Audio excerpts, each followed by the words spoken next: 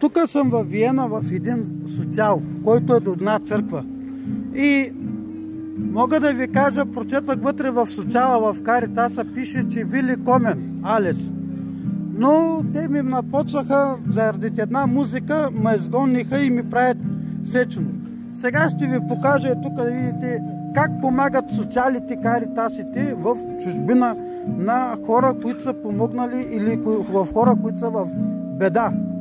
Искам това видео да достигне до медиите, до журналистите. По-нататък ще заснема с скрита камера, ще се опитам да заснема как се отнасят вътре служителите. Секуритите, които са сърби, започват да налагат дискриминация между българи, между това. И те си помагат на това. Даже те ме бутаха, един от секюрдите започна да ме бута, за което мисля това видео да отиде даже и в българското посолство на Република Виена.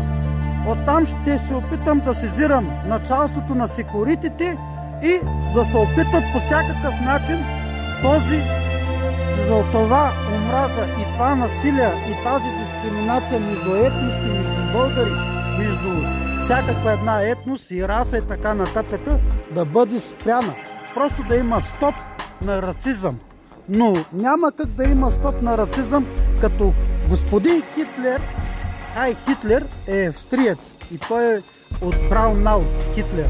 Просто тази държава, Виена, те са си нацисти, са си рацисти. И ги има такива хора, които не обичат странерите. Може би по документ те твърдят, че са отворени, но по практика те не са отворени към всяка една страна. Те не са отворени към всяка една традиция. Това е тук социала. Сега ще ви го приближа и социала да го видите. Това са тук бездомници, които са гонени и са малтретирани. Дава са колкото едно малко ядене и да може тези хора, колкото да не умрат, утре пак да са тук. Всеки спи навънка. Всеки спи навънка. Както виждате, това е чувала ми. Това е спалния ми чувал. Ето го вижте и аз съм изхвърлен. Тук ти дават 5 дена да спиш. Но от тази регистрация не се знае дали това не е и пране на пари, на европейски субсидии и така нататък. Аз считам, че данъчната полиция и някои други органи бива да си свършат работата и това да стигне до медиите на BBC, до Виена и така нататък.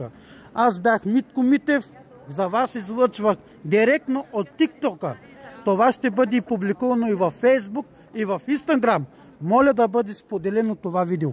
Много българи ме мразят.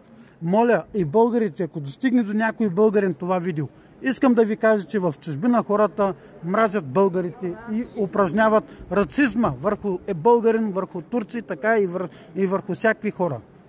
Моля, споделяйте това видео, защото това не се търпи.